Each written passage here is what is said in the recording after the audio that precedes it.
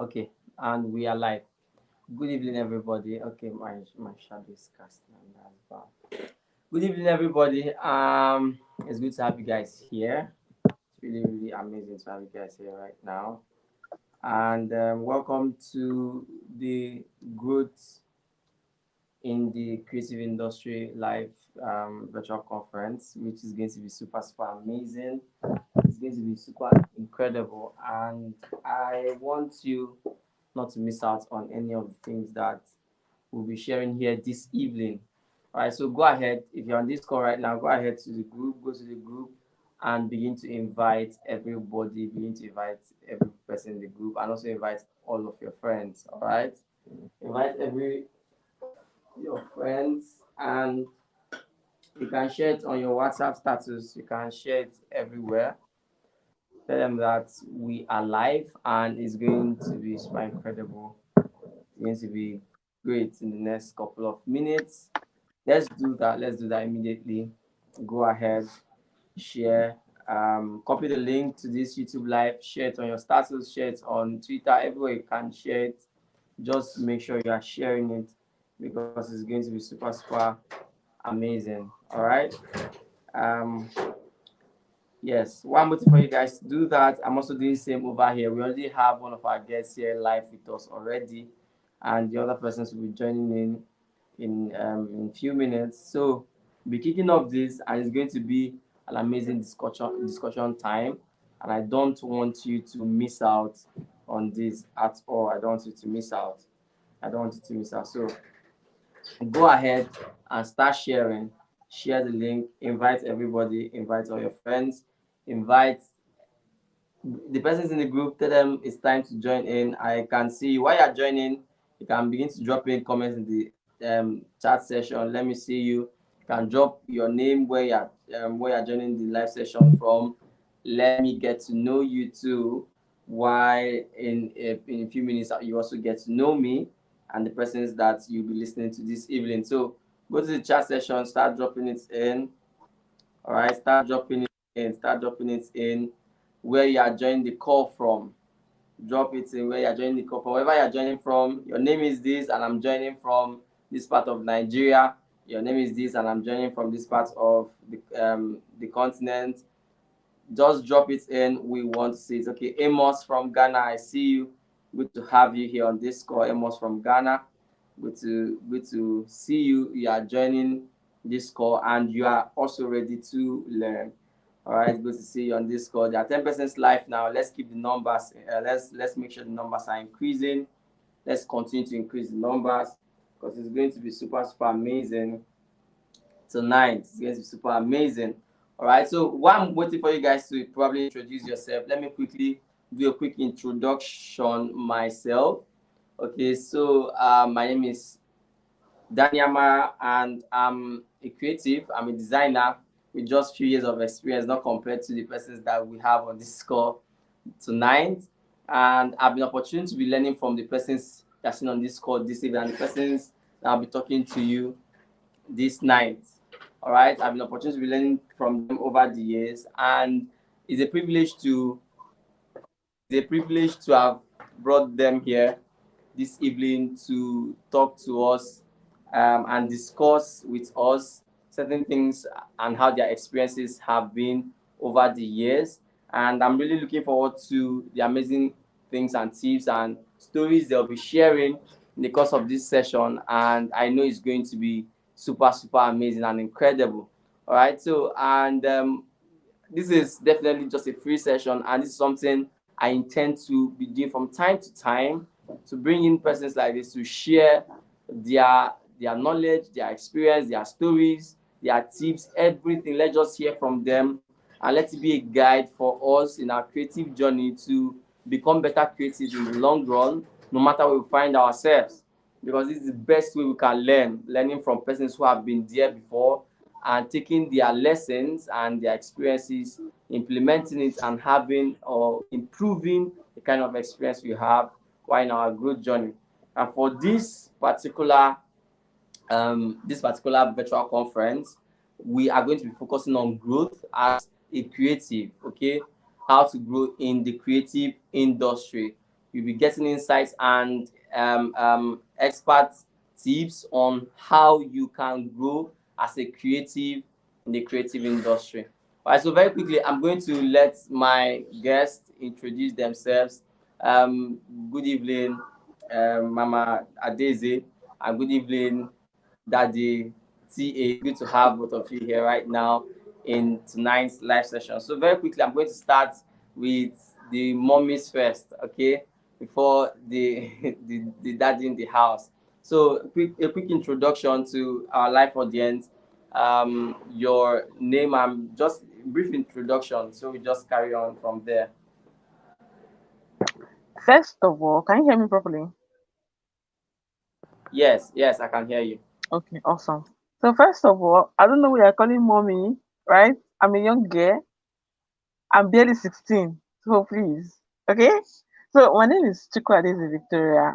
People call me CAV or Cav. I don't know. I've worked with a lot of people. I can't start to name them, and it's just long. If you want my CV, I'll give you my CV. It's free of charge, right? But yeah, I'm a brand surrogate, right? And I like to call myself a brand surrogate. People ask me, oh, what does brand surrogate mean? Okay, so you know what brand means, and you know what surrogate means. Surrogate is basically someone that gives birth for someone else. So I call myself a brand surrogate because I give birth to ideas. I like to think about it like that. That I give birth to ideas, for businesses, for brands that are looking to scale both locally and internationally. I'm a creative at heart, a graphic designer, but I'm multi skilled, right? And it's intentional that I'm multi skilled because I don't like to sit down one place when it comes to design generally. And I've struggled with this thing for years. And I decided that okay, oh, let me quickly be doing jack of all trade up and down. And so far so good, it has been helpful. So yeah, that's basically all there is about me. I'm a woman, as you can tell. I'm very jovial, and I'm hoping that the experiences that I have gathered in this design journey uh would help you, inspire you, maybe change your mind about some things that you may have decided, maybe improve on some decisions that you have already made, maybe set you on a new path or or derail you from whatever path you have already chosen to go on. So hopefully, let's see which way it goes. Thank you. Thank you very much. Okay, so over to you, my boss, sir. All right, Danny, how you doing? Carv, it's good I'm to see you again. Um, Same here, sir. Good evening. my name is Tola Alabi. Um, I'm a I'm a designer. I'm a teacher. Um, and I'm a thinker. And I I think for best context, I like people to know me as a teacher. So I'm a teacher. I think that's what I take the most pride in. I teach people about design. I teach people about branding, and I teach people about life. And all these things have are all intertwined. You understand? Branding is a way of living. Yeah. Um, Design in itself intertwined with life. You understand? Um, and life is what we all live. So it's I'm a teacher of life basically, and I'm a student of life. Um I spent a lot of years doing design, and that's what really opened my mind to seeing life in full detail. So I take great pride in the fact that I spent more than 18 years in doing graphic design. I'm very proud of being a graphic designer. Um, so I like I see a lot of generation of people out there who do not take pride in being a graphic designer or being a designer of any sort, and it's one of the greatest things you can be because it's something that opens your eyes and opens your mind. So what I do, I teach people to appreciate design. I teach people to appreciate life. I teach people to appreciate branding. okay. Thank you very much, sir. Thank you for the quick introduction. I really appreciate. So I hope you guys are following. You guys that are joining us live. So now you know the two guests we have here, and very quickly in the next couple of minutes, next 30 to 45 minutes, we are going to be talking about growth in the creative industry, and it's going to really be an interactive session because there will I'll probably give them a question or something to focus on, and they can now build on it to share whatever they have to share with us.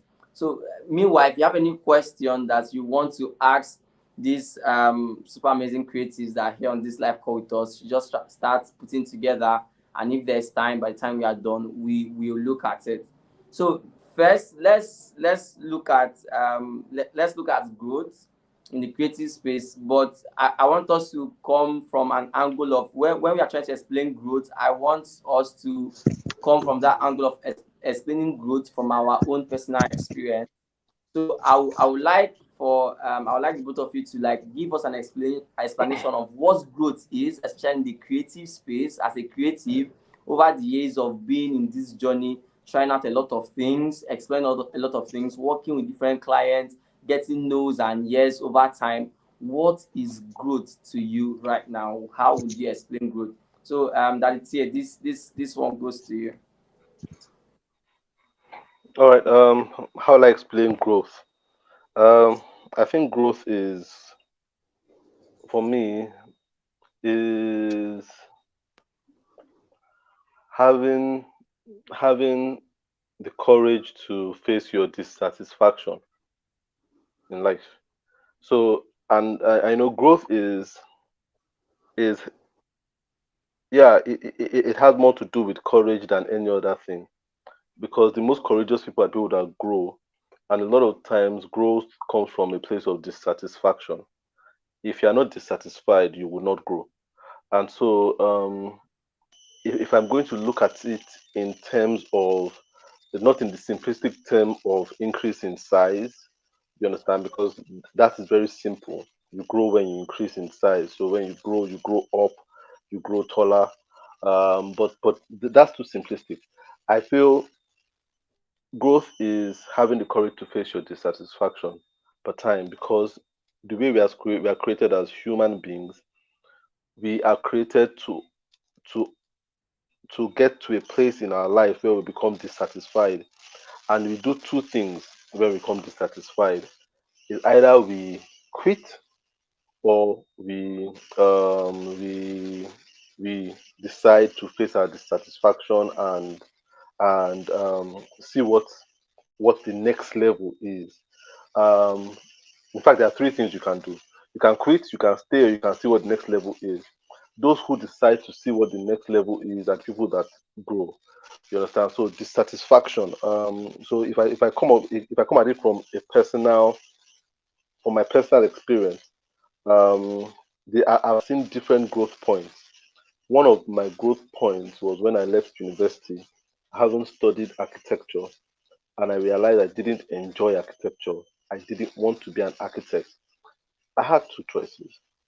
I could stay and just say I've committed 4 years of my life doing this thing. I come out with a university degree. My parents have committed money. I will look at the money sunk in and then just say, look, I've committed to this journey. I can't go back anymore. Or I could look within myself and say, Tola, what do you really want to do?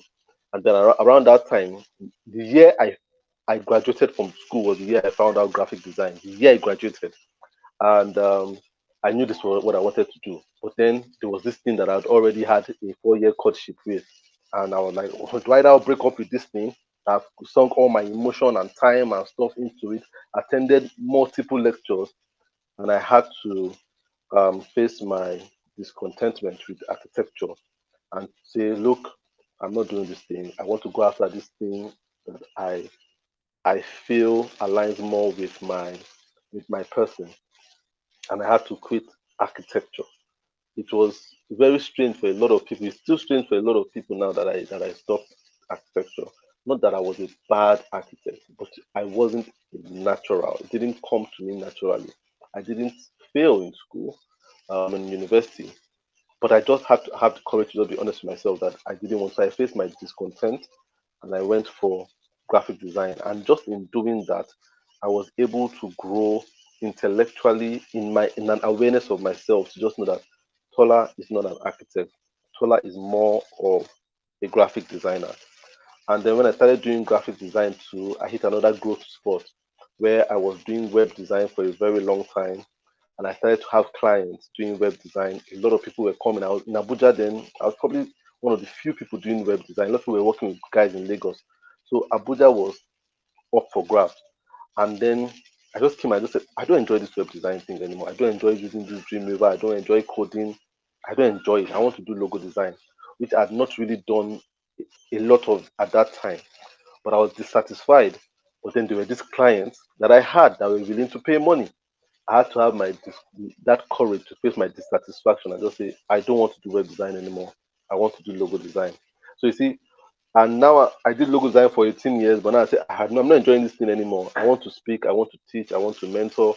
And then that was very hard after having so many clients doing logo design.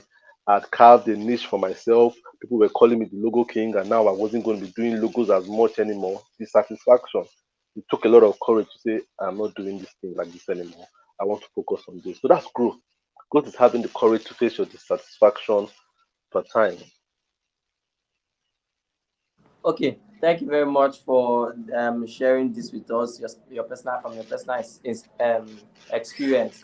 The satisfaction at the time, that's what will propel for you to want something else or for you to grow. So, Baby, so while you are trying to explain growth in your own terms, I want you to like share valuable lessons you have learned over the years from your past failures or setbacks that have practically contributed to your growth structure, to your growth radar, your growth pattern, things that you have experienced that you know are common to other creatives too who are still coming up in the long run. They are probably experiencing this and they feel this is something that might stunt their growth or make them stagnant. But in a way, you figured out it's something that has propelled you to experience that massive growth or the simultaneous growth you've experienced in the long run. Okay. Um. Uh. Growth for me is vastly different from Tola Labi's experience, right? Because when I first started in the design industry, I was when you see somebody is passionate about something, somebody's interested in something. I was sleeping, drinking, eating, wearing, dreaming design. I was doing it for free, for money, for anything. I was in deep in design. I just wanted to design. I just wanted to design flyers and design anything design. Just give me. I wanted to do it right. It was interesting to me. So for me, it was fun. I wasn't really considering whether I was growing or not growing. I just thought that, oh, this thing is sweet, and I wanted to keep doing this thing that is sweet. That's all. So after a while, it was people around me that were like, oh, you need to get into the corporate environment and get real life experience. And I was like, okay. And I entered into the corporate environment. Then from there, I began to notice that, okay, I'm not an island, that there are other designers around me. There are other people that are doing stuff. That's when, as I entered the corporate world, and I began to put my work out there, put myself out there. That's when I began to realize that, okay, there's more designers in this world, though, as in there are many, right? I joined communities on Facebook that time, and it was what I saw that made me say, okay, maybe I need to improve on what I currently have, and which I would term as growth. So what I saw was people that were doing massive, amazing work. So I saw the work of other people, and I was like, I would like to do that, and I did it. And I was like, oh, I would like to do that as well, and I did it, and I would like to do that one as well, so I just kept going like that. So if I were to say, okay, was I Was I doing well where I currently was? I was, right? But I wanted to be like this other person, and I wanted to be like that person, and I wanted to do. So I was just moving up and down like aimlessly, right? And then it got to a point where I had to choose, even if it's for a short period of time. I had to choose that, okay, what exactly do I want to do, right? Because now, if you are entering into a company to work as a graphic designer, there has to be something that that they would call as your job description, right? And what exactly would that entail? So, considering that I had to now focus on a couple of stuff and began to like intensify my learning, in those areas, right? And then it now got to the stage where the time period where companies wanted one person to be doing 15 people's job. Only you one you will do design. Only you one you will do logo. Only you one you will print the work. Only you one you will design flyer. Only you one you will do motion graphics. Only you one you will do illustration. You will also create icons. You will also, it means more they will tell you to fix their computer because you are a graphic designer. You are doing everything. You are even the marketing team. You are the social media manager, right? So when it got to that point, my growth was now based on fear of becoming irrelevant, fear of becoming unmarketable, right? Because I didn't I wanted to have like a business of my own, like a creative business agency kind of thing on my own. But at the same time, I needed the security of a job. So I decided that I'm going to kind of sit on the fence and do both of them, have this on a side hustle and this. But now I now have a job that requires me to do like 10 things at once. And then I also have side hustle people that needs me to also, after I've designed their logo for them, they want me to animate the logo. After I've animated the logo, they want me to create as a flyer. After creating the flyer, they want me to print it. They just want a one-stop shop. So I was the fear of, will I still be needed if I don't have all of these skills, was what pushed me to go and start learning all sorts of things. And for me, it was not a hardship. It was not something that was hard because I was already passionate about design. I really, really loved design. I still do love design, right? So it was not something that was even difficult for me because, hey, I could like it in anyway. And it was fun for me. I made it into a fun game for myself. I made it into a visual. I use visual learning. Like I had to sit down and understand. Okay, like how do I learn and how can I learn quickly because I don't have the luxury of 6 months to go and learn one skill. I don't have that time. So what exactly was I going to do? And I realized that okay, I'm a visual learner. I learn faster using visuals. So I made it into a game. I started using visuals to teach myself how to do XYZ. I started using video tutorials and all of that. And that's how, I managed to get to where I currently am. So for me, growth was based on fear, but now for where I currently am, I'm not scared anymore. Right? My accomplishments, let's say, I'm still a small child, but my accomplishments in the short period of time that I've spent in the design industry have made me realize that okay, I have skills that are marketable. Don't do. I have skills that are marketable. Now, what exactly do I want to use those skills to achieve that would set me in a particular place I want to be in the next 5, 10 years? So that is where I currently am now. So any skill that I want to acquire right now to grow has nothing to do with fear and has a lot to do with what I want to use my future to do. Like what I want to, Okay. where I see myself, my long term goals. So yeah, that's basically it. Let me not talk too much. Okay, thank you very much. All right, so I believe we are following, guys. I believe we are following from persons who are watching from wherever you are watching. So very quickly, we know that we understand that for the industry we are in, especially this design industry, like you mentioned, at the point where you realize that actually there are a lot of persons here. Persons keep saying that it is saturated niche or saturated space. A lot of persons, a lot of designers, beginners, half baked, fully baked, everything. They are all here in this industry. So in this industry where there's constant evolution, like things are changing, people are coming in every time. The number of designers AI. we have each time keeps increasing, keeps doubling every day. How would you guys advise that persons can, how would you advise for persons, the kind of tips you give to persons for them to stay ahead of this ladder, all right, not just to stay ahead but also to be positioned in a way where they can still grow, not just from the creative aspect of things, but also to be profitable as a person. You know, apart from the fact that one of the last sessions I had with that TA, that time he made mention of something that at some point in your journey, especially when you're starting out, you realize that you have to like give a lot of value. You should not like practically expect, you know, financial return for the skill you have or for the passion you have. And the angle he came from it is him, for him himself, he looks at design to be just something he enjoys doing. He has passion for it, he enjoys doing it, and he's not doing it because he wants to be profitable.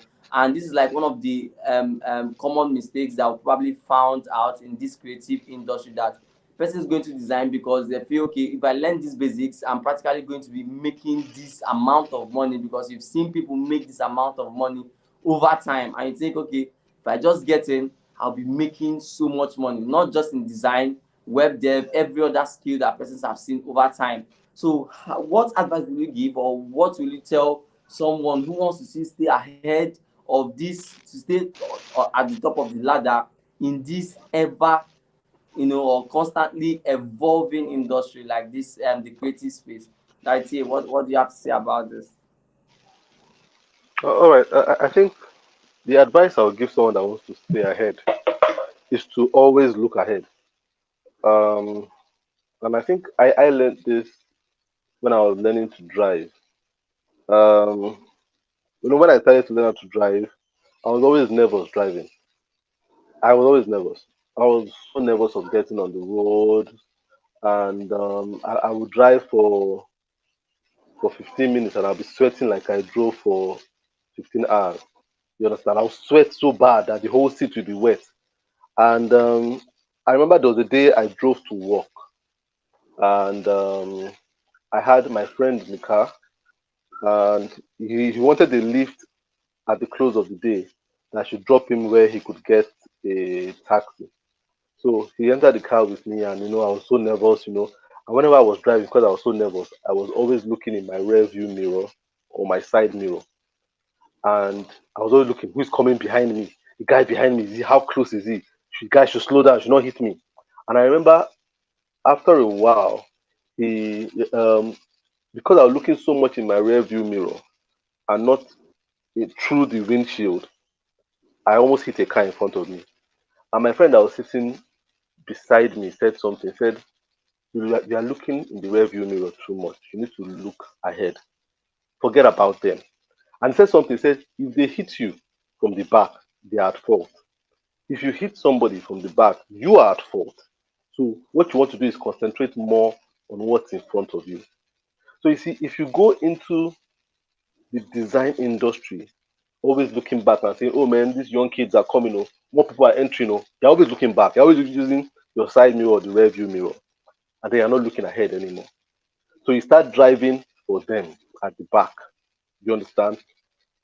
And it now becomes your fault that you don't get to where you want to get to. It now becomes your fault if you have an accident because you're not looking ahead.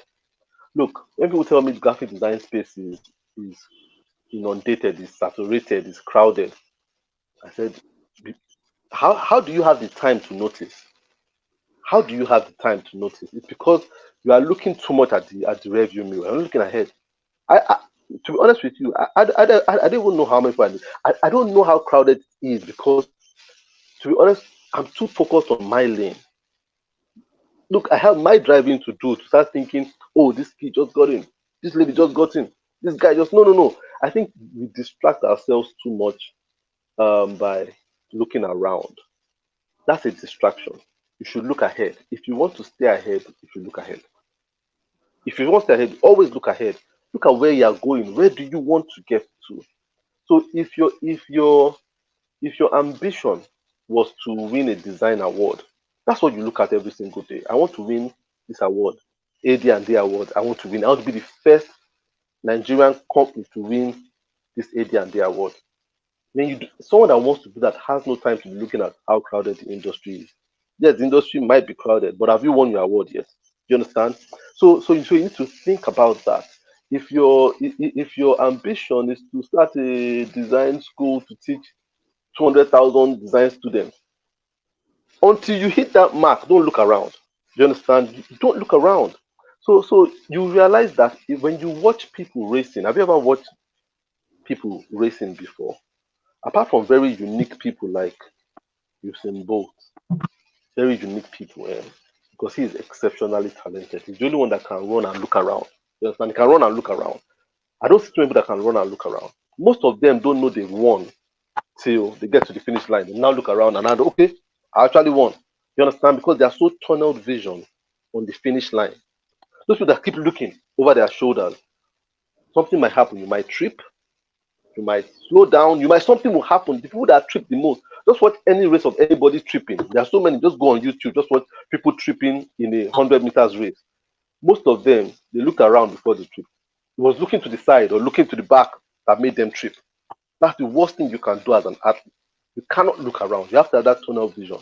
So number one, get out of your mind that there are so many people in the industry. I need to stand out. I need to get ahead. No, just look at what do you want to achieve. What is that ahead for you?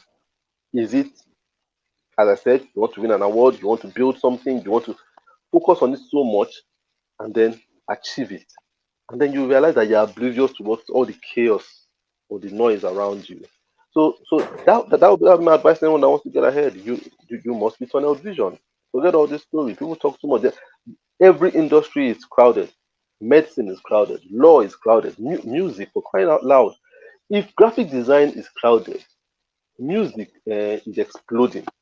Because if they start a music competition right now for say I want to find the next, let me just start just do a poster next Abuja superstar.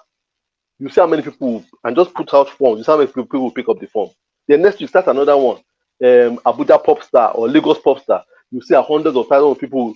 So the music industry is so crowded. But even as crowded as it is, there's still a new star coming out every day, every single day. So you must face your lane. You understand? Everywhere is crowded. There's nothing, no industry is not crowded. Every single one.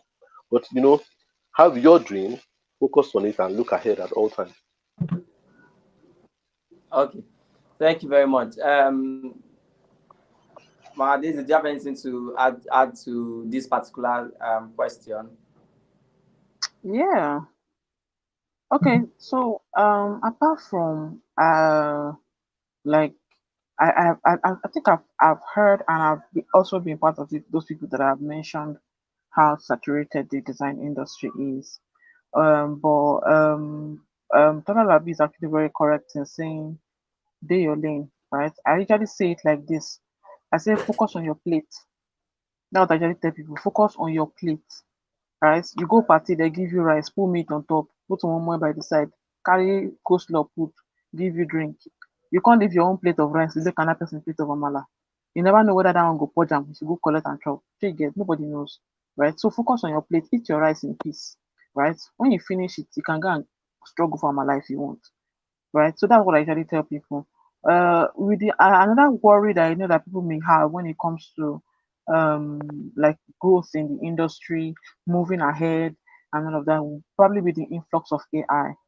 A couple of days ago, I was on TikTok and I saw somebody that was showing how you can actually like there's an AI now that you can a website that you can use to create flyers, right? All you just need to do is it's just like Canva though, but you just input the image you want, you input your logo, input the text that you want, and you can all you just need to hit is generate.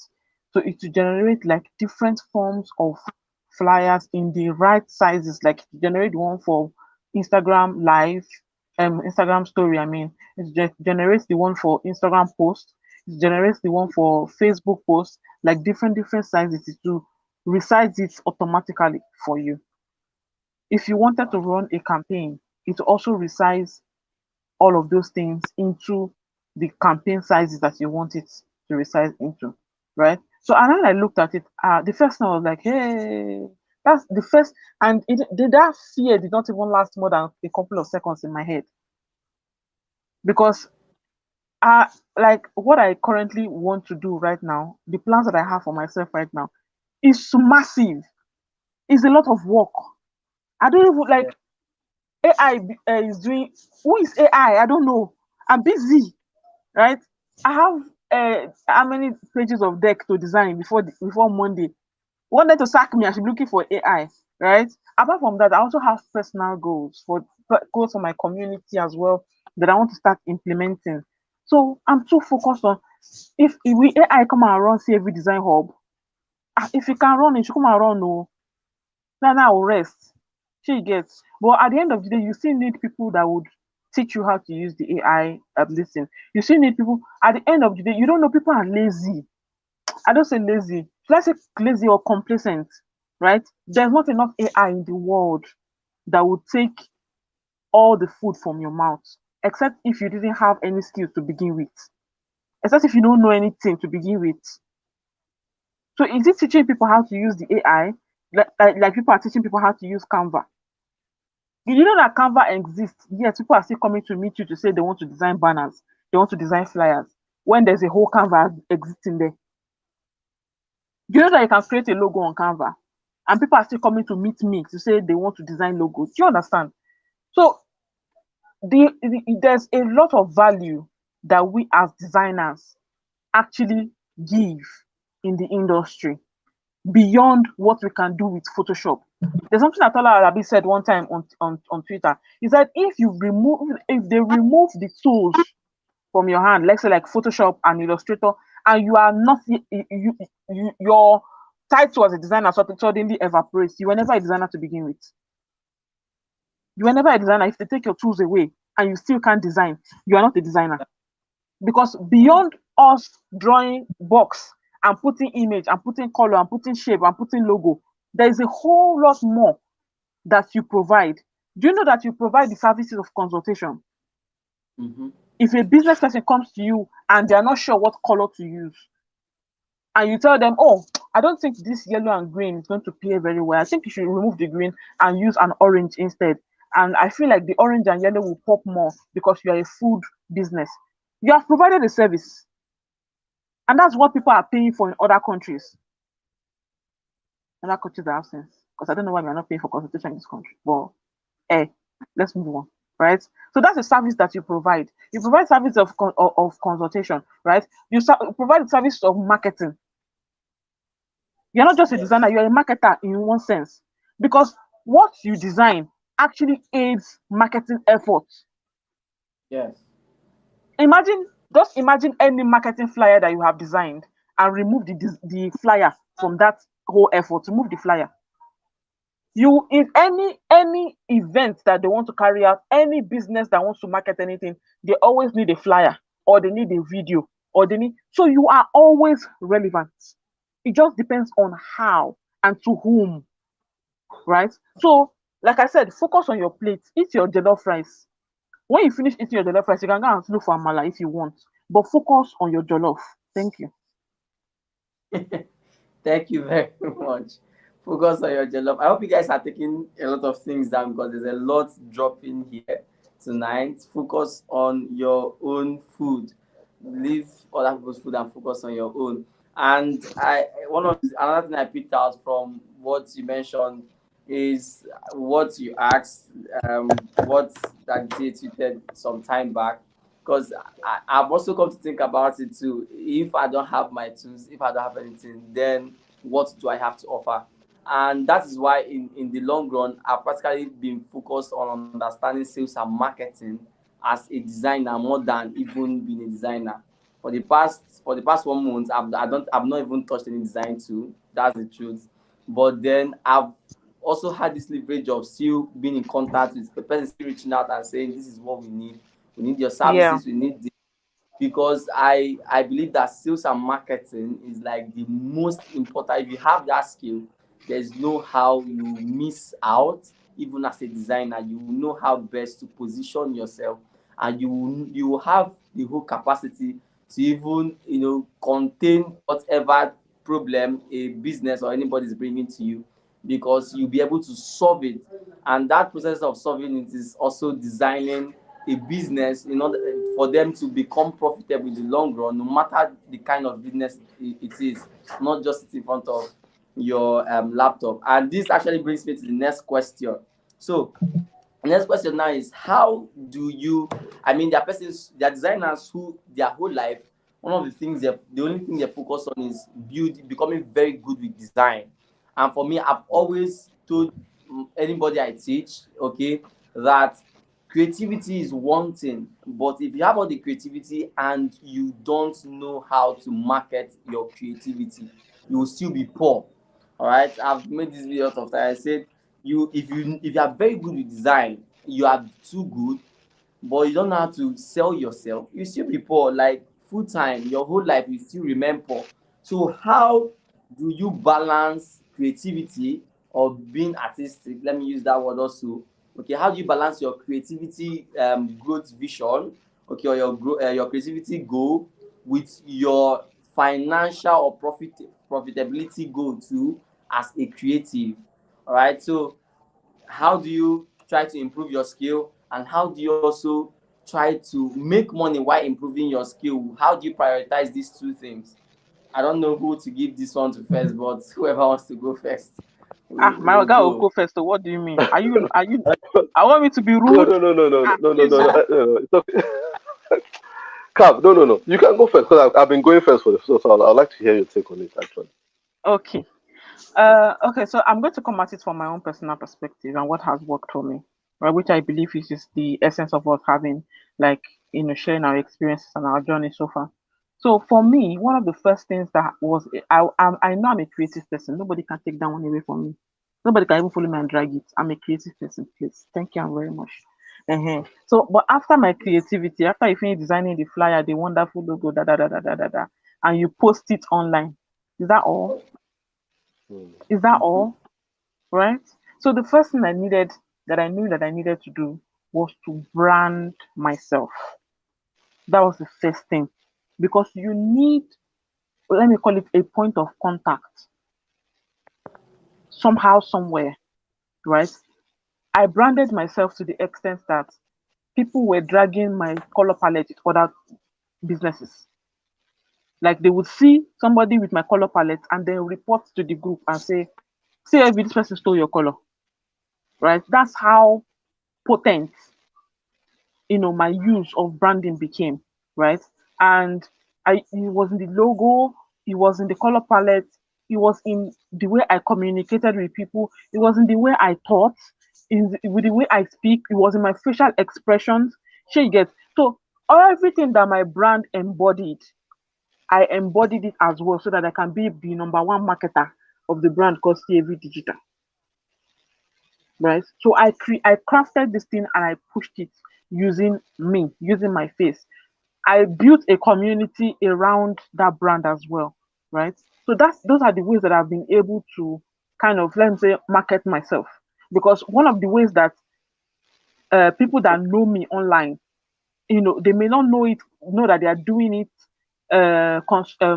consciously, but when they share my work, when they click that retweet button, when they click that share button, right, they push my work Yeah. closer to people that actually need my services. That's a form of marketing, right? I call it UGC, user generated content, somehow, right? I have somebody that reached out to me recently and practically paid me my normal monthly salary that I collect from my normal company. They paid my monthly salary to design to design a couple of flyers, right? And when I ask people, like, where did you come from? Because I like to know. Now, let me know where I should be focusing my attention on when it comes to marketing. Like, uncle, where did you come from? It's like, oh, is this girl on Facebook? She shared your work. Ah, so now I know that, okay, oh, the next thing I want to do now is to do collage of my work again and post it in that Facebook. Let us share it more, right? So that's the way that I market myself. So when I know that beginner designers may not look at the holistic picture, and which is one of the reasons why I'm glad that we are here, right? So first things first, you are creative. Congratulations, thank God for you. God have blessed you. the next thing you need to do is to brand yourself. From my experience, is to brand yourself, right? If you can build a community or be part of a community, that also helps, right? Because the more people know you, the more they are willing to share your work. The more they share your work, the more eyes you are able to get on yourself, on your brand, on your project, and the more people are willing to trust you with their money and the job that they want you to do, right? If you want to run ads, I know I saw this guy's ad today, June Montage.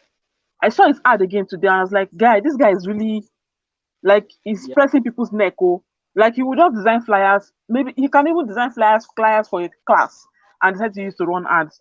So Yeah. he would definitely get more eyes on him because he's putting himself out there. Talk about yourself. Talk about what you do, right? You may not have the marketing budget to start to run ads, but you have mouth. Maybe your mouth is working. Ah, auntie, I design flyer. Oh, or you finish designing flyers for somebody, design logo, whatever you design for somebody, and you just let them go like that. You can always ask for a referral. Me, I do it though. Like, so did you like this thing? Thank God. Oh, it was lovely working with, even if it's not lovely working with them. I'm sorry. It was lovely working with you. Amazing. Oh my God, you were one of the easiest clients I've ever had in my life.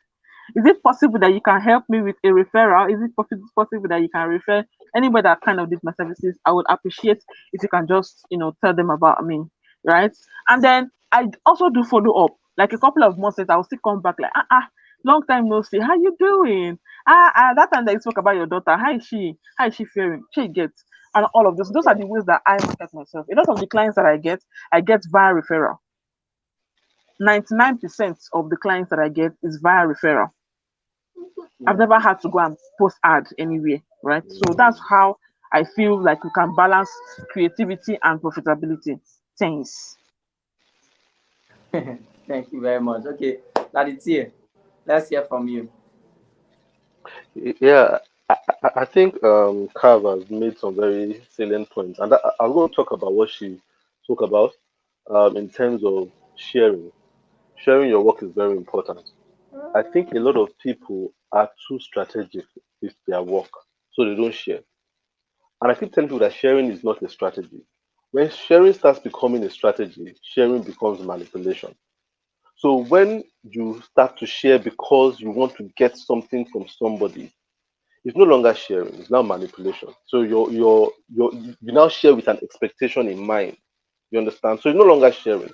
Sharing is making something available just because the situation dictates it. My friend doesn't have enough, so I share with him. I don't share with my friend because I might not have enough tomorrow, so I want him to share with me. You understand? So a lot of designers are manipulating, and manipulation never gets you the results you want. You understand? So what I mean by they're manipulating is the fact that they are going around intentionally marketing.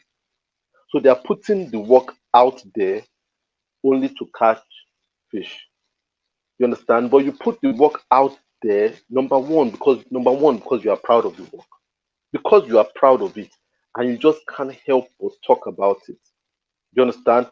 So it cannot be from a mentality of I am putting my work out there because I want a client. No, it cannot be. You put your work out there because number one, you love your work, you are proud of it, you can't help but put it out there. And because you love it, somebody else will see that loves it. And that's what Carl was trying to say. And because that person loves it, they will share it too. Then someone else will see that loves it and not just share it, but they will contact Carl. You understand? That's how it works. But it must come from a place of sincerity, not a place of manipulation. So you see, what we call marketing, real marketing, is counterintuitive, where it's not about getting clients, but it's about sharing an experience. And I realized that what we need to do is just generally express. A lot of designers don't express enough. When they're expressing, is manipulative expression. So they're always expressing to get hired. No, you can't do that. You understand? You must express because you have something to say. When you have something to say, someone will be attracted to what you have to say. So you see, um, someone like Yox, I have a great deal of respect for Yox. Even though I started designing before him, I noticed him on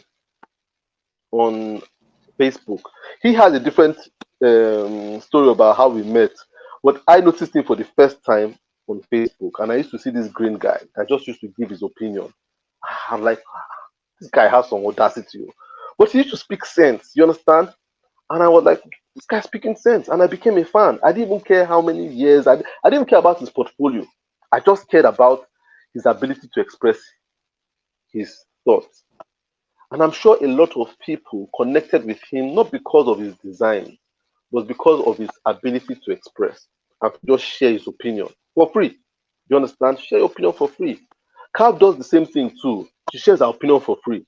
And that makes her super attractive. You understand? Where Carl is talking, but if you follow her on Twitter, she says stuff just out of her mind. You understand? Just what comes to her mind is not manipulative, it's just honest.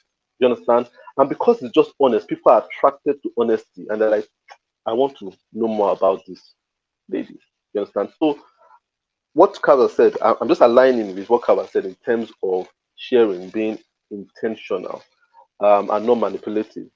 Now, what I want to add to that is you need to make, because you're talking about creativity, and creativity, a lot of times people don't know that creativity is a burden.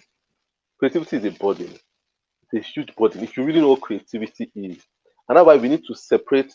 You have to ask yourself, am I talented or am I creative? There are two different things. Talent attracts money. Creativity attracts a lot of critiques to start with. So creativity doesn't make you money initially. It makes you enemies initially. It makes you a lot of criticism. It brings a lot of criticism your way initially. That's what creativity does. Because when you're talented, people see what you are doing and they appreciate it, they understand it. So if I want to know someone is talented, I must understand the context. If I don't see a context, I won't think you're talented. So if I think you are a talented footballer, hmm, I must know the context of how good football is played. And if you are playing good football the way I know it how to be played, in my mind you are talented. If you are a singer, if I think you are talented as a singer, I must have a context of what good singing sounds like. And if your singing kind of flows with that, that wavelength of what I feel good singing is, you are talented to me. That's why talent can attract money. I just think you are good. But creativity is the other way around. For you to be creative, you have to break something. You can't be creative without breaking a rule. You break a rule to be creative. You understand? So you have to go against a norm. And people don't like when you go against norms. You understand? For everybody that was creative in history, they went against a norm. And when immediately you go against the norm, what happens is that you shake people's world and people kick against you. So a real creative person cannot be someone that thinks of immediate gratification of I want to make money. No, no, no. Because creativity goes against making immediate money.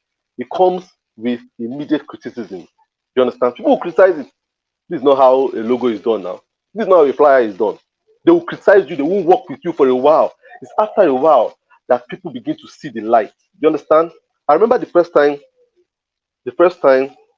I did, I was just playing, you understand? And I did something, I created a business card, but I put a texture of a crumpled paper as the background. It was for my company then, a partnership I was running then, and I just put a crumpled paper and I put our logo on it and I put it down. The first set of people that saw it, and because they all used to white business cards. So this one was crumpled paper, like, oh, what's this one? This look quite unserious. This doesn't look serious. This cannot be a business card. It's your business card. Because they used to white logo, something that looks very corporate. But for a very long time, it got criticized for that business card. Then someone saw it and said, wow, this is good. This is really cool. This is really impressive. I've never seen anything like this. Do something like that for me. Then that person did it.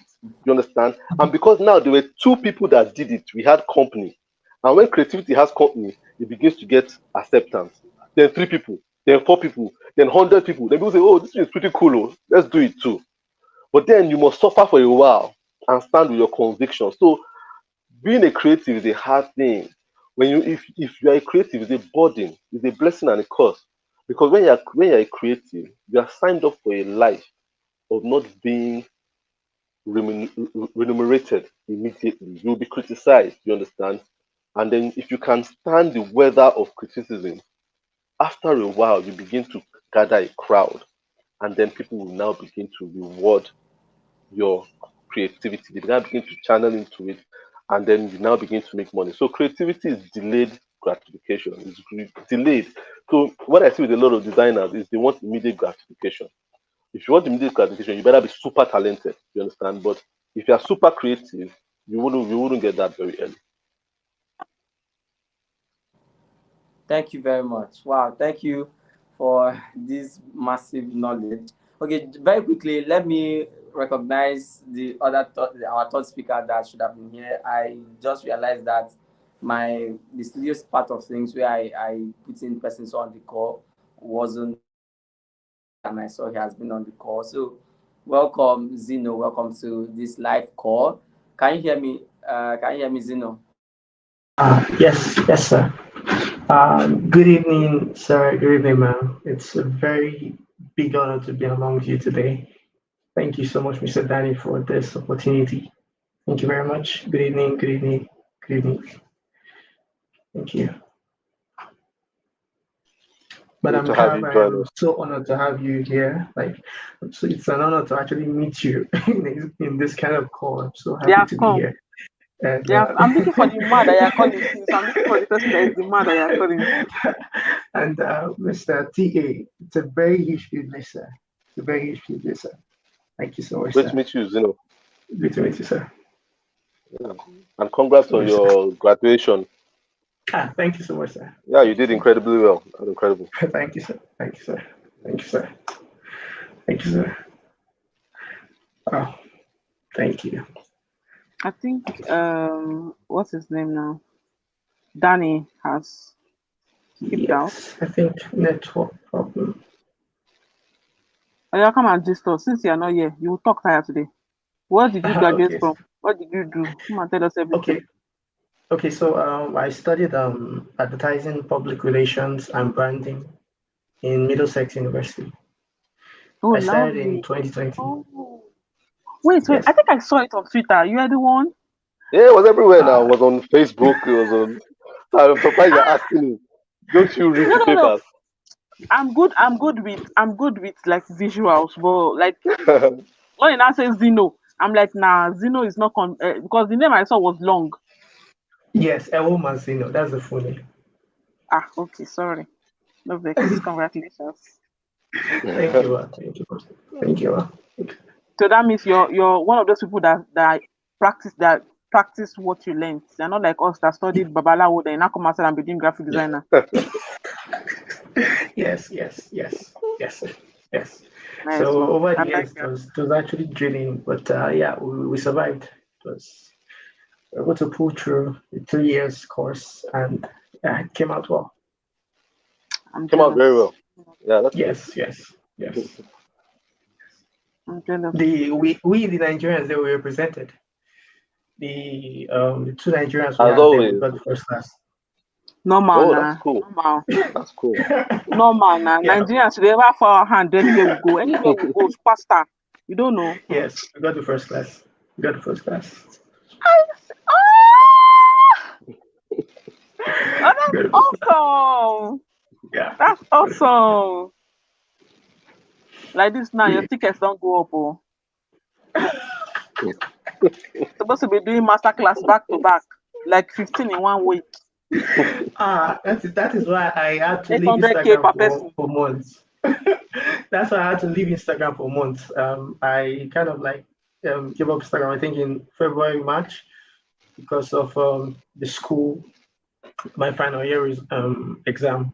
So it was really heavy because of the research and findings and the rest. And we had to move to different locations to get feedback from each of the clients we had to meet and hold meetings and general conversations before we did the final report we submitted. And yeah, everything went well. See, you not give us past question like this. No, they don't even give us last question. No, the thing is that they actually refresh their syllabus every year. Wow. So Are you well, Wow. Never in this every year. So it was really technical. It's technical. That's awesome. I wish I Wow. had like technical. No, I think Tala Labi spoke kind of replied my tweets about that thing a couple of Mm, weeks ago. I believe that I wish I had like the technical know-how, right? Because okay, so what happened is what happened was I was working with our pass, and also I got employed at BCM, Big Cabal Media. They are the owners of Tech Cabal, Zikoko, Tech Cabal Insights, and all the rest. So I got employed there, and I found out that their own method of design is quite different. All my life, it has been about the aesthetics. Is the design beautiful? Is the color mm, contrasting? The image, is it the right image for the target audience? But I've never really had any place of work have implement the principles and elements of design, like technical, like actually implement it and tell you, okay, this thing is not, the hierarchy in this design is unbalanced. And I'm like, what is hierarchy into your long? I know hierarchy, oh, but like real life applications of somebody to look at my work and say the hierarchy is not hierarchy. I was so frustrated. I was like, I don't understand. Somebody told me once, the head of my department told me once that the flow of the design, flow, the way the human eye is going to fall is flowing with the design. See, I had to give him the PSD file that please can you flow it? Let me see. Because my brain is not flowing with you. And he did it and he came back and I actually saw what he meant. Because now my eyes mm, could follow the information the way it was supposed to mm, follow. Everything was balanced and it still looked good. So there's that mm. technical part that I know I was missing. And that's what I've got to go and learn and we did not learn. Please go away. I'm blocking you, just know. Just until my jealousy calm down. Danny, you're back. Thank you very This much. one. This Thank you one. very much. Network took me out for some minutes, for some seconds there. Uncle Zino, welcome, and Thank you, sir. especially on this live, congratulations for your the this thing you backed. I admire you big time, and it's something that I've always looked forward to experiencing. Get to see how it is out there, the structure, and how the game is out there. But yeah, the only thing you can see close to design is computer science in Nigerian University. So we'll keep managing what we have until we get there. So welcome, and we've talked about a lot of things. We are already 1 hour into this call. When immediately I came back in, I was like, there's still a lot of things I know we need to discuss, and time is fast spent. So, and I was now saying maybe we could have like a part two of this particular topic, growth, and if it's okay with every one of you, we can still put something together and plan ahead of that for a part two where we'll bring our time again to continue from where we stopped. But for you, Zeno, first, I want to hear your own very briefly, want to hear your own story, how it has been for you, your growth process. How do you get to where you are now? And from things I believe you've heard us discuss, you could hear us, I believe. So from things you've heard us discuss, what lessons or what tips do you have to give out to, you know, artists, creatives out there who are looking at coming up? What have you learned from your own journey that you can share that has helped you grow, experience that growth, pattern in your own journey too? And also, how would you, the last thing we were talking about was how would you differentiate or prioritize creativity with profitability or with sales and marketing? Okay, what would you prioritize more? So let's hear your own version of this before we continue. Okay, so thank you for the opportunity again. Okay, so I started designing at a very, very casual times when we had to use paint and CorelDRAW for designs. And when I started designing, it didn't really occur to me that it was actually design, because we started off with just normal playthings like redesigning the Maggie Cube with paint. And we all knew that that was just design, but I didn't actually know that it was actually called product design. So I continued with the fact that it was just fun. So, and what I'll say is that I started off by looking at designs from, I got introduced into this growth aspect in 2019. That's when I came into Mauritius for study. Because back then I followed YouTube tutorials and the rest of it, but I noticed that I wasn't really growing at some point. But then I noticed that it was the focus. I really lacked focus back then because I was everywhere in the media department back then in church. So coming to Mauritius, I had like the focus because I had to go to school. So I kind of joined Instagram in 2020, and I started looking at different designs. Like I saw Madam Car's designs, and I saw Mr. TA's logo. Yeah, sincerely, and I saw Paul Kelly too. These are the people I actually saw back then on Instagram, and I saw Mr. June Montage and Mr. Caesar.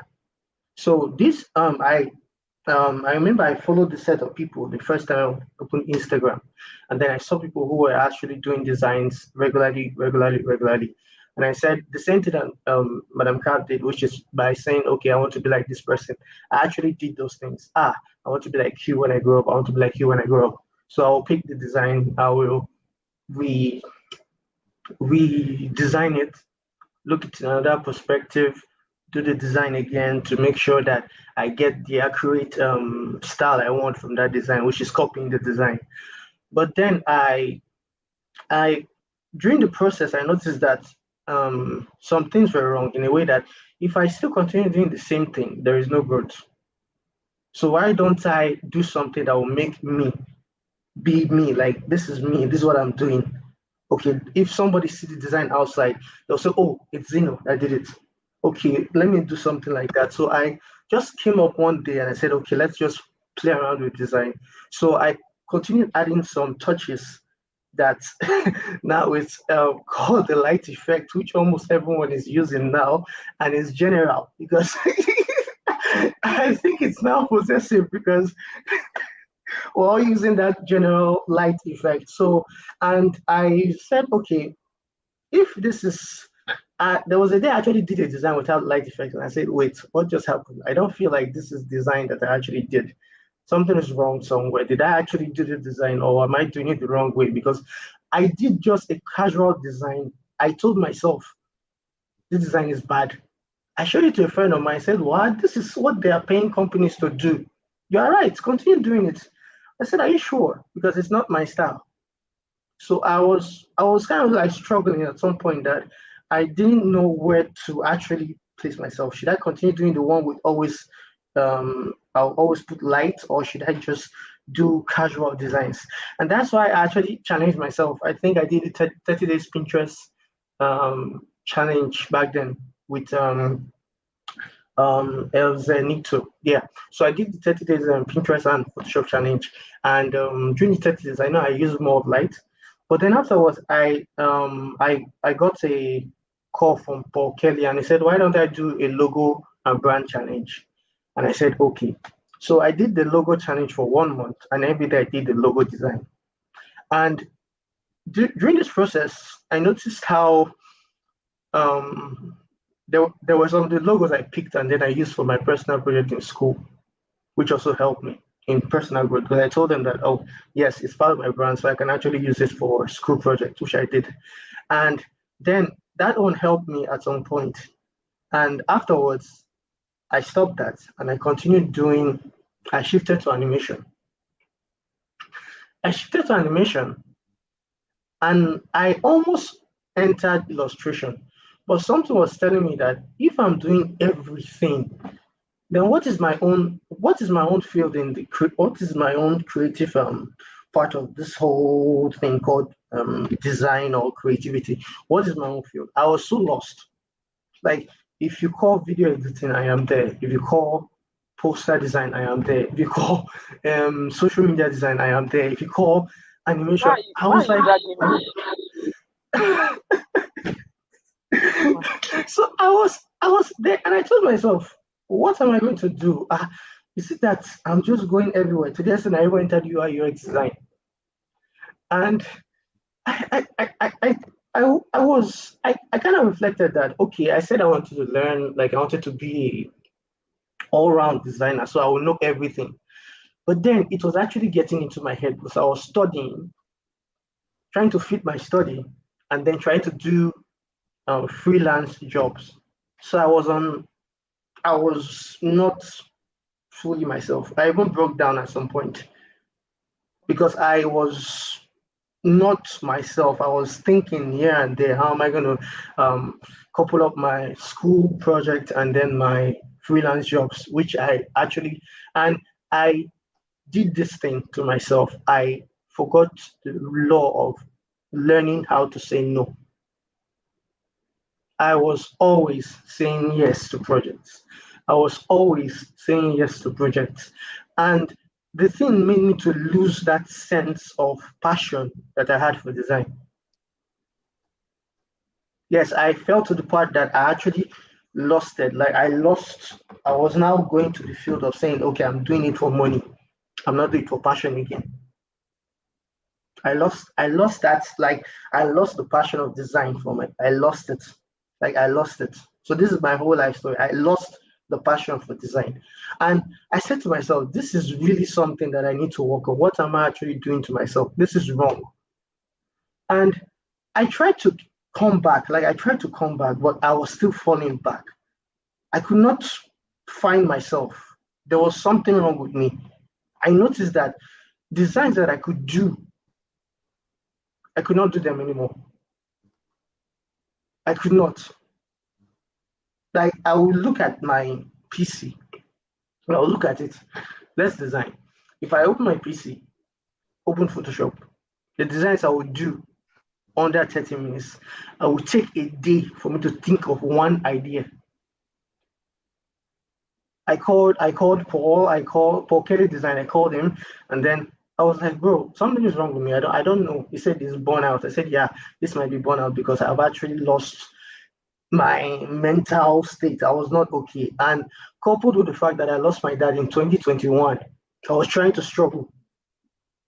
So, and it was my dad that was the only one with me. My mom died in 2012. So I was trying to put myself together that how am I going to do this? Am I going to be okay? I'm going to be okay. I always say, like before I even sit down in the morning after praying, I'll think, how am I going to do today? What am I going to do today? How am I going to hold myself? Because I don't feel myself. I always tell people this. I'll be like, I don't feel myself. It's not me. Not trying to, this is not me. So I could not even meet up to tasks that I was given. Back then I could do 10 tasks, more than 10 in a day, including videos that I had to submit in a day. I'll do it and send to the clients. But it got to the stage that I could not even finish it. I could never finish 2 projects in a day. I would be overthinking was just clouding my mind. I could not concentrate. I could not do anything. But what I thank God for is that it gave me the grace to finish school because I was almost losing it in school. I even told my supervisor that I could not continue with the project I was doing. I told her that this project I might not finish it. So please, is there any way I can ask for an extension? And she said no. So I had to, that's why in January, February, I had to just cut off. I said, okay, I'm not going to do Instagram. I'm not going to be online. I'm just going to drop things. I'm not going to design anything for now. So people were like, you were not posting. We're not. I said, no, I don't even feel myself. I can't even design what I'm supposed to do. I can't. I could not even do anything for myself. So what I've learned so far during this whole creative journey is that sometimes we should make our times for ourselves, because we are fine. Yes, we know we are fine, but then how sure are we that we are fine?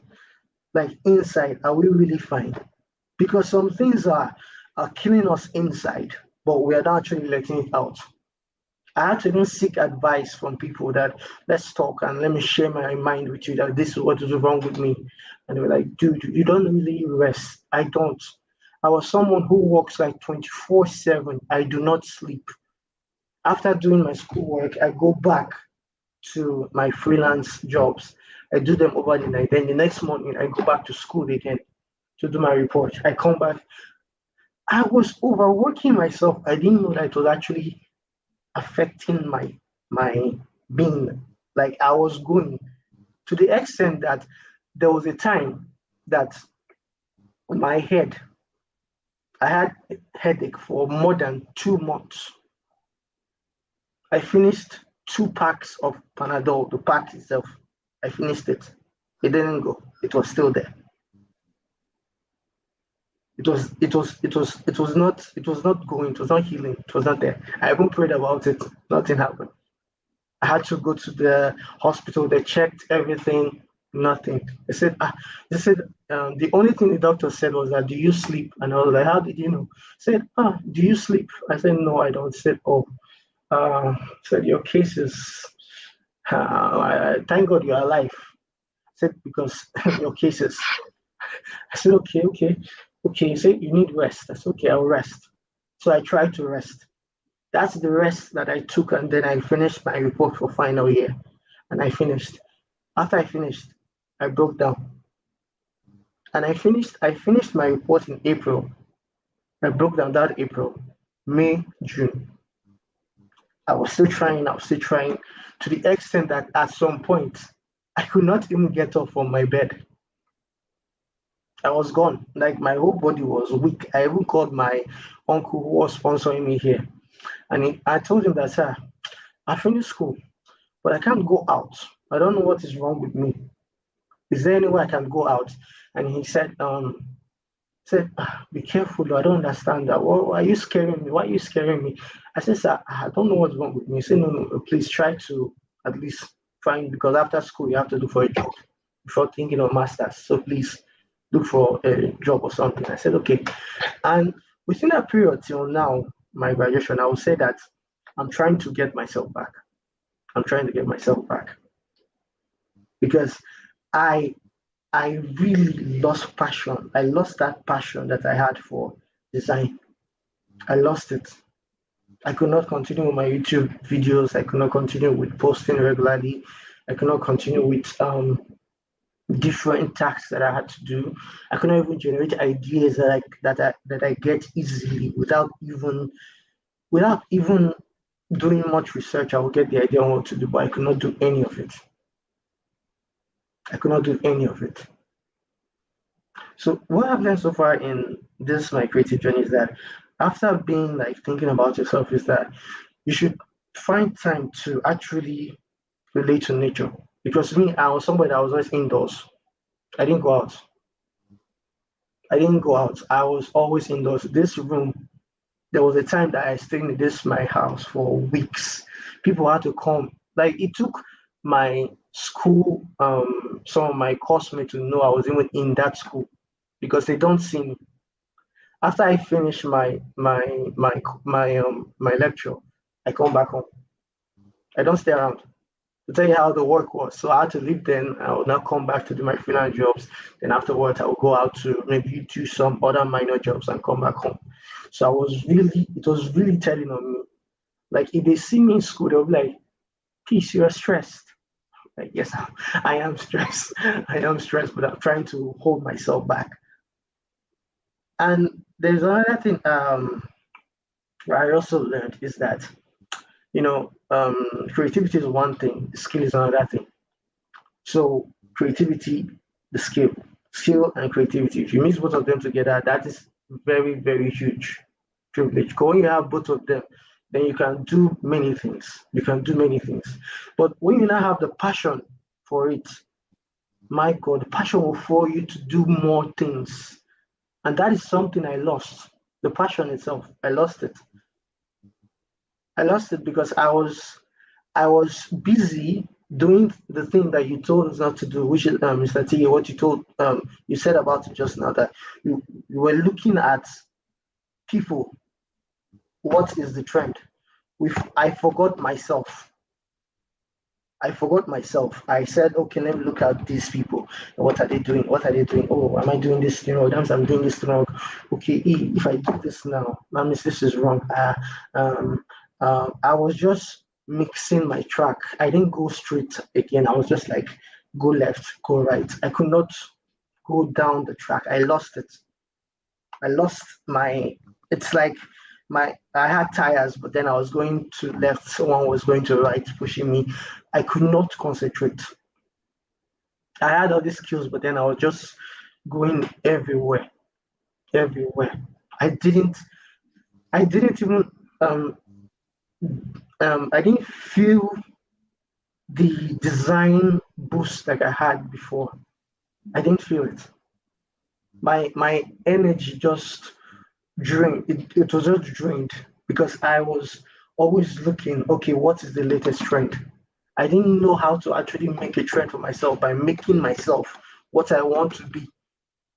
I removed that, like I don't know, I just wiped out the vision that I had when I entered the design industry, that okay, I want to be a better designer, I want to grow, I want to know how to relate to clients, I want to know how to solve their problems, I want to know how to um, find out how to make sure that they have a cutting edge in any of their business that they're doing with my own design, like what Mr. T teaches in his class. I follow that class, but then I was just lost. I was just lost. But I was just like, what is wrong with me? Is it that I was wrong? But then I also thought about something. In the design industry too, there is something that the similarity sometimes it's almost getting high. If you go online now, what you see is almost the same. It's almost the same. If you go to this account, what you see is almost the same. If you go to this account, what you see is almost the same. I was like, okay, am I the one being left out, or am I doing the wrong thing? Like, I could not even think straight again. It was like I just went off from the whole thing called design. I just went off. I just went off. So focus is actually one thing that we need. Focus, like focus, just focus. You start something. Okay, if I learn the skill, okay, I'll learn from these people. You choose your mentors. You move ahead. You tell them, okay. You recall who's your mentor. I remember that Tola talked about mentorship one time. Like who's your mentor? And when you know your mentor, you know what you will do. You know the pace you follow, what you would do, how you would do it. So when you actually have a mistake, you can actually, if you can reach out to that mentor, reach out to the mentor, so you correct you. But I didn't do that. I was just looking everywhere, every corner, and it made me lose lots of things. Lose lots of things. So I would say focus is something that is important. That's another thing that's important. Focus. Focus. Like I really don't even know, like myself right now. I am struggling. I'm struggling myself. I'm struggling to get myself back, because I lost track. I lost the track. Like my track, I lost it. Trying to connect myself together. Connect myself together. And it's something that many people will fall in if they don't actually start with the right track that they have on. If they don't actually start with that right track and follow the, like when they say uh, many are called, few are chosen. The thing also applies in design too. If you know you're right, if you know where you are going, you'll go the right way. Focus is something that's important. I really don't have much to say, but I'll just end there because I'm trying to get myself back. Trying to get myself back.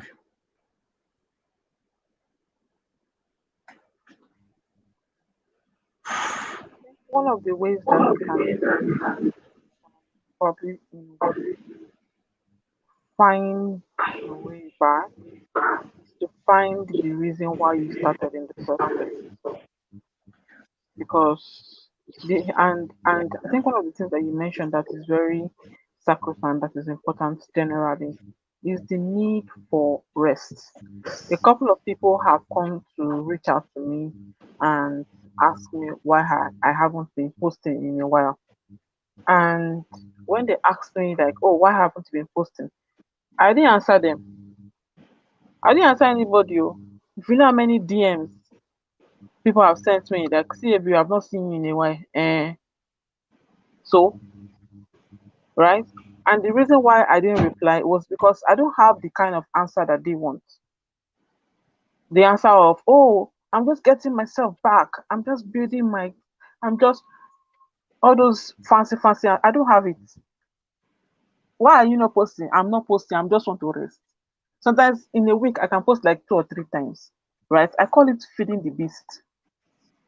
And here's the thing: the beast will always be hungry. Social media, the beast, it will always be hungry. Even if you feed it 2 million times in a day, it will always be hungry for more that same day. Sure you get. So social media is an important tool, but don't make it your life. I don't, right? I come in there, maybe post in the morning and I waka dey go.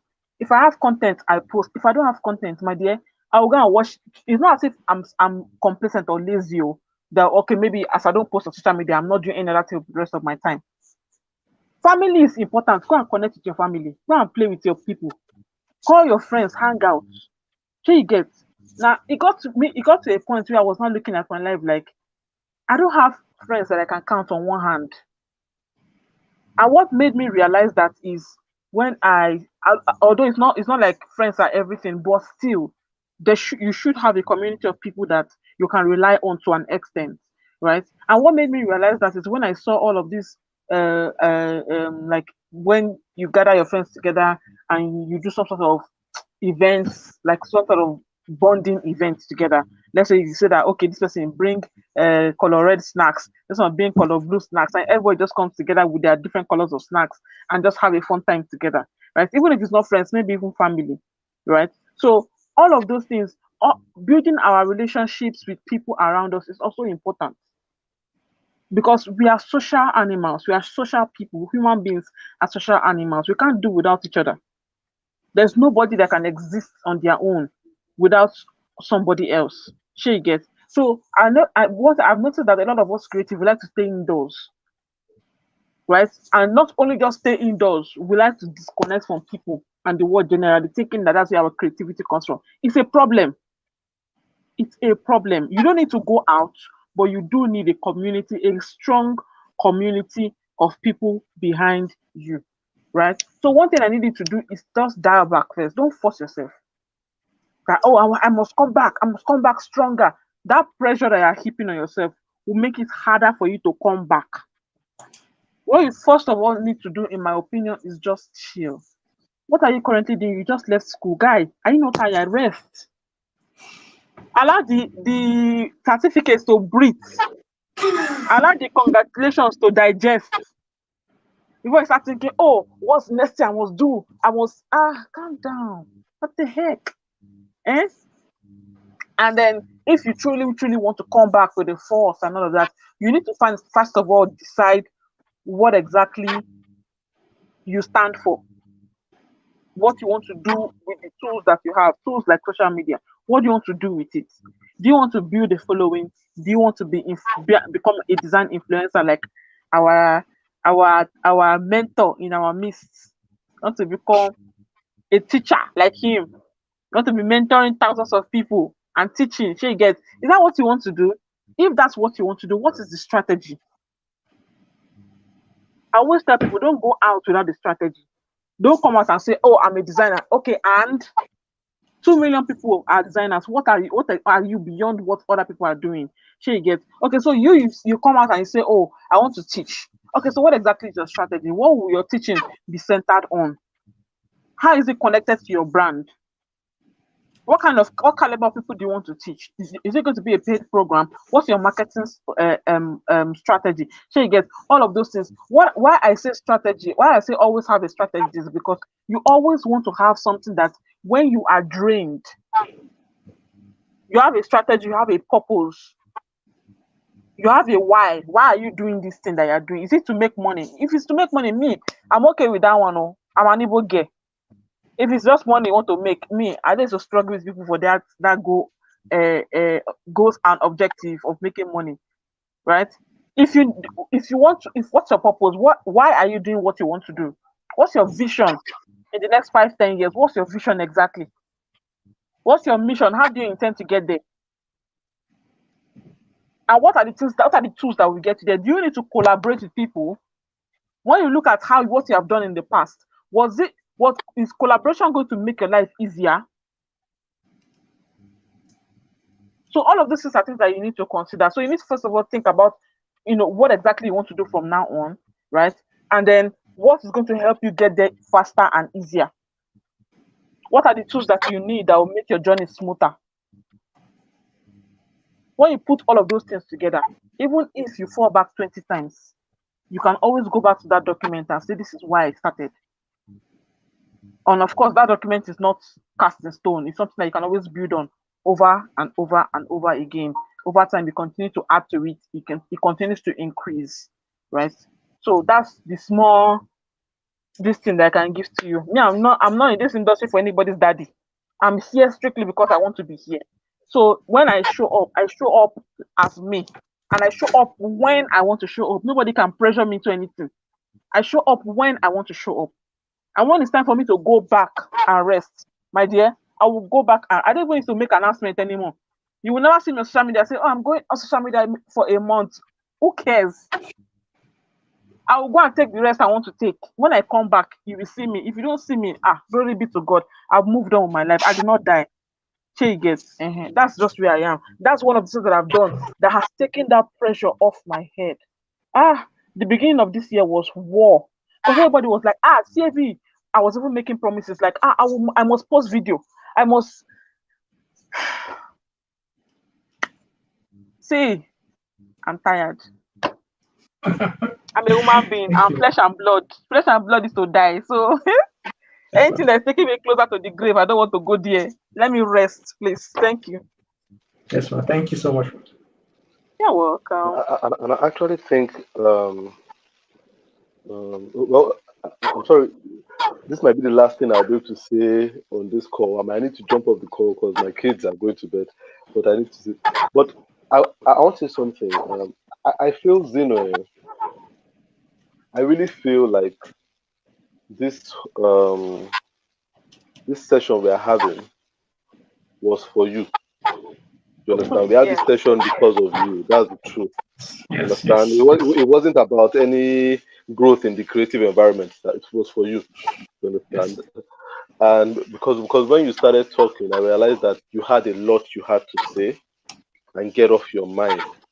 And if I've been looking at the comment section, a lot of people are relating with what you're saying. You understand? A lot of people, just you being vulnerable right now has helped a lot of people to feel like if they are not alone. You understand? So thank you to start with. Thank you for being vulnerable. Thank you for being vulnerable and just telling your story as it is. Thank you. I mean, you helped so many people. Take time to look at the comments. You understand what I'm saying? But what I want to say is, how old are you? If I may ask on this part. 25. That's 25. That's 25, man. That's. No, I want to put that in context. You have not lost your passion. Just that you've not been given enough time to deal with a lot of stuff that have happened to you in the past 10 years.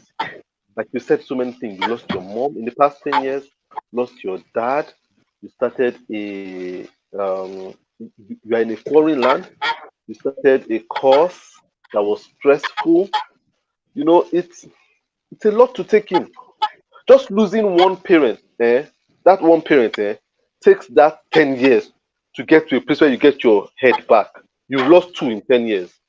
That takes a toll on somebody. You understand? 25-year-old guy. When I was 25, I couldn't deal with it. I don't think I'm going to deal with the pressure you're dealing with.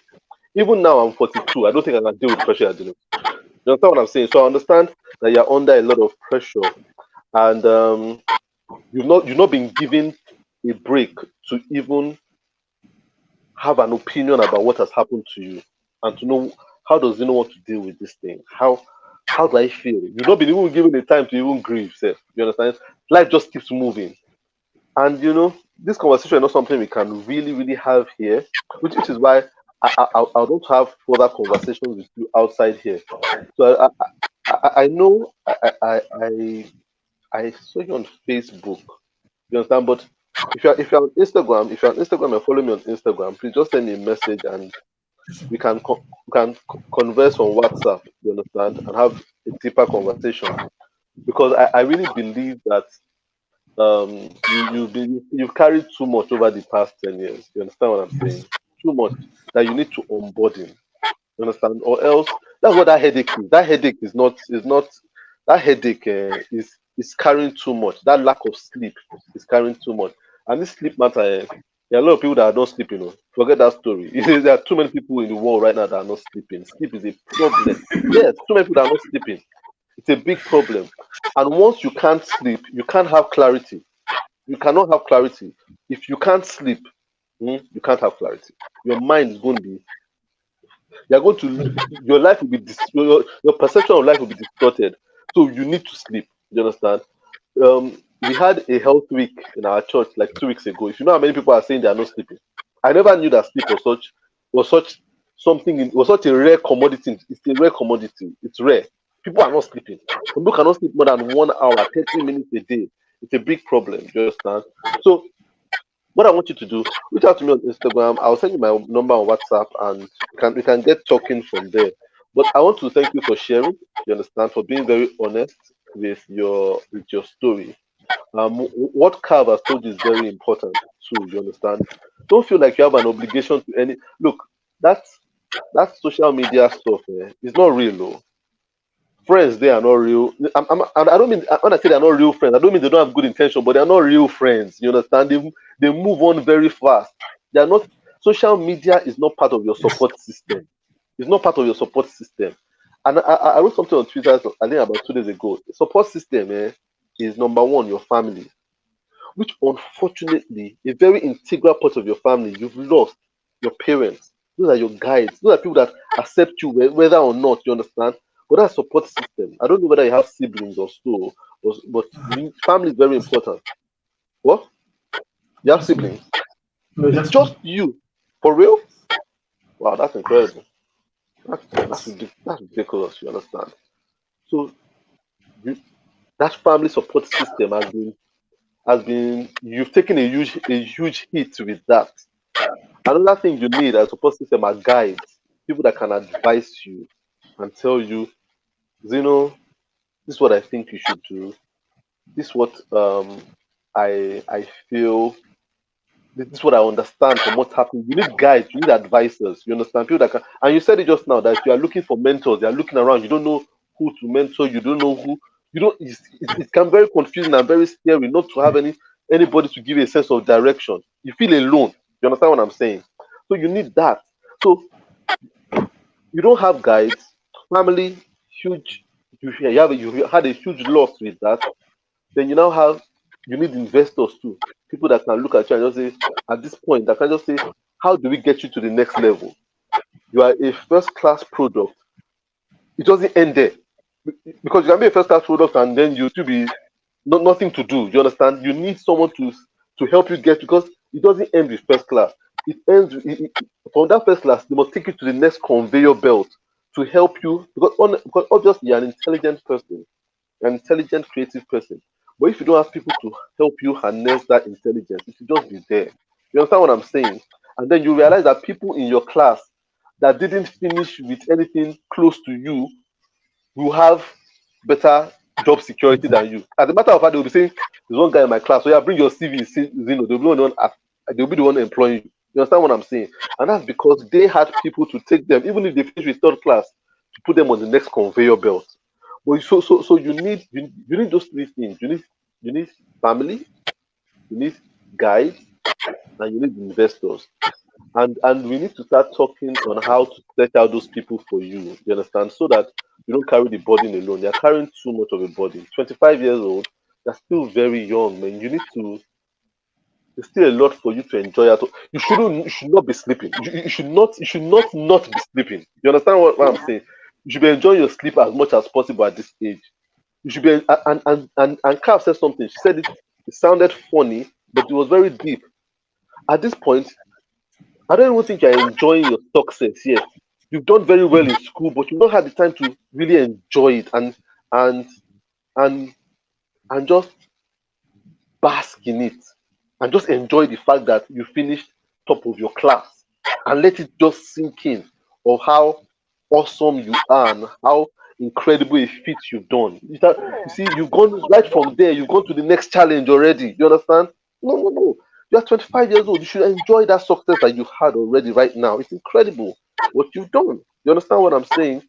But there's too much. There are too many things that are distracting you from even seeing your success. You understand right now?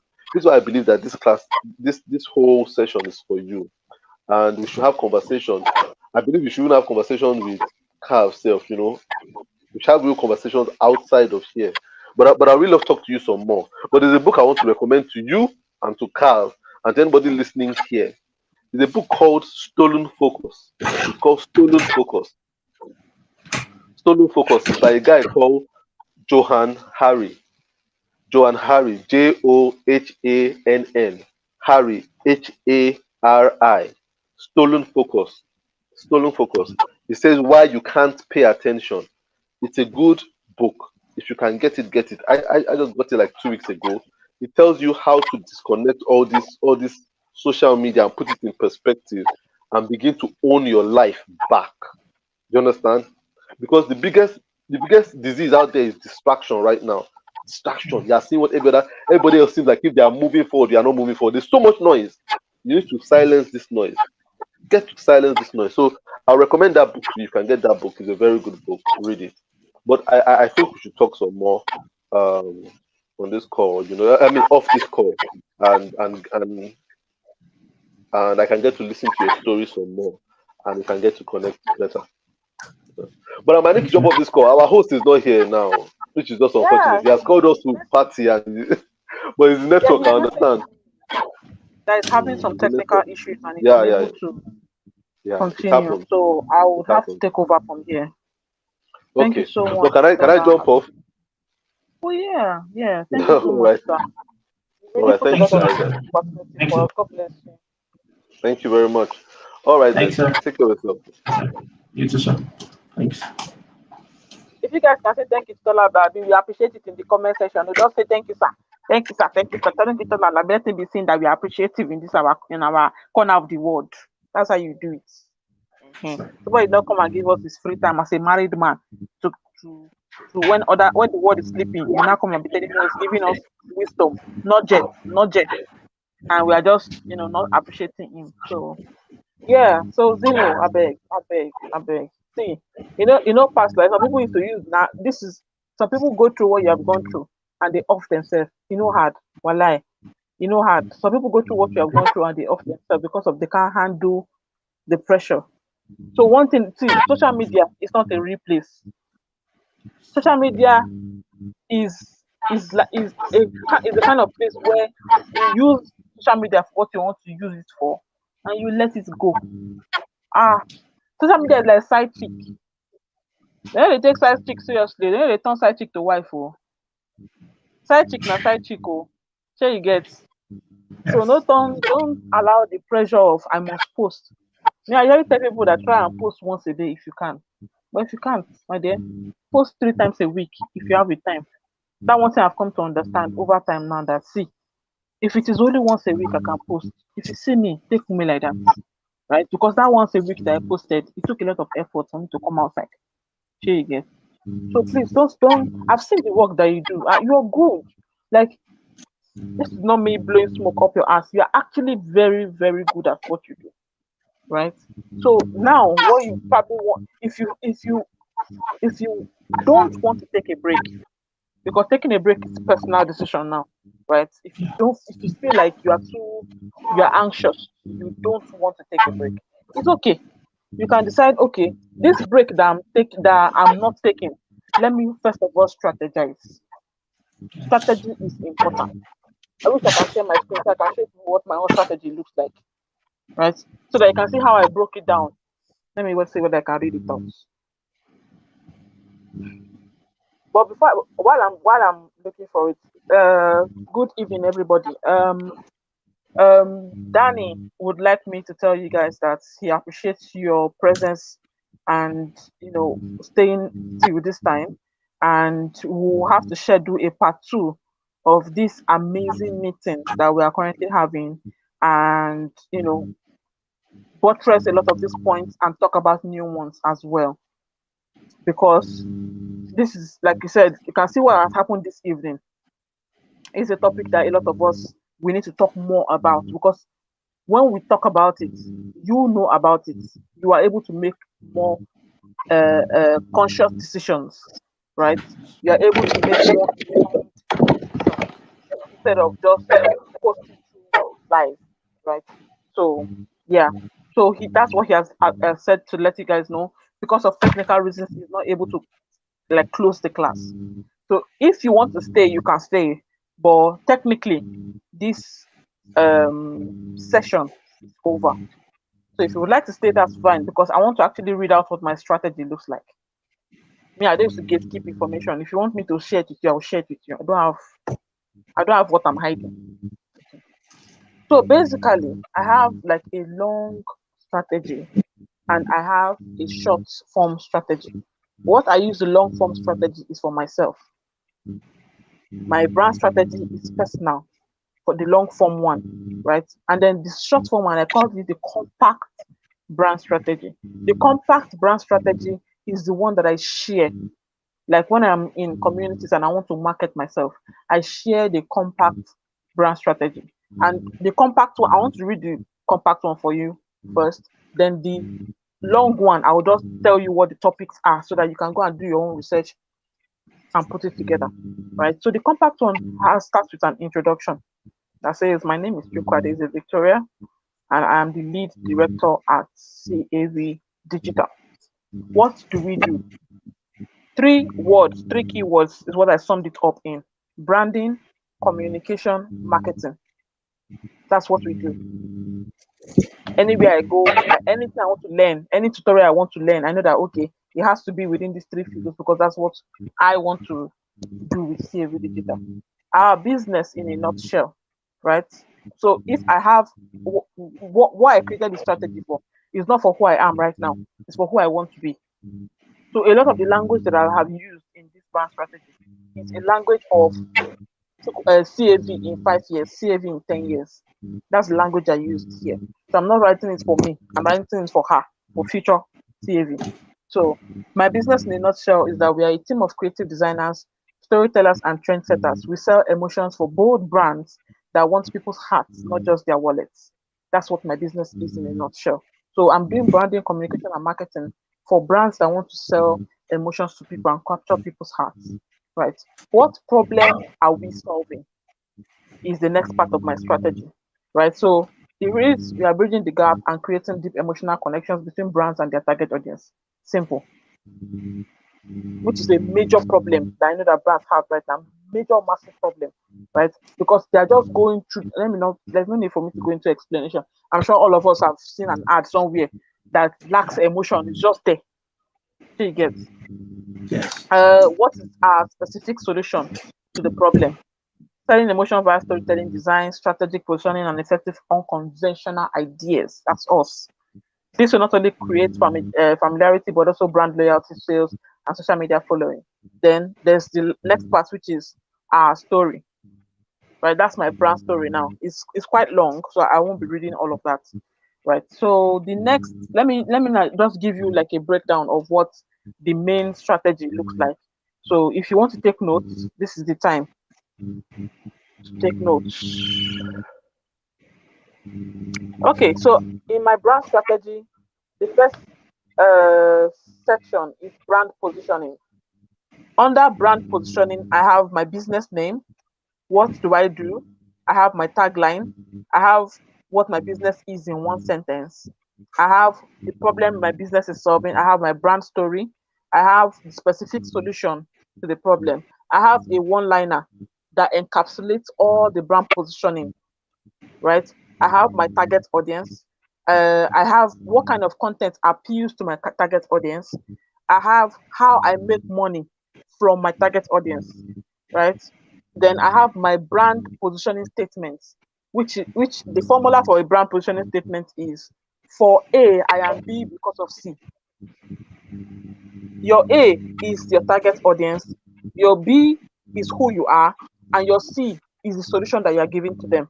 So for A, that's your brand positioning statement. For A, I am B because of C. So my own BPS reads: for medium and large businesses, I am a creative strategist who provides resources and support for their growth. So that's what I do. That's my brand positioning statement.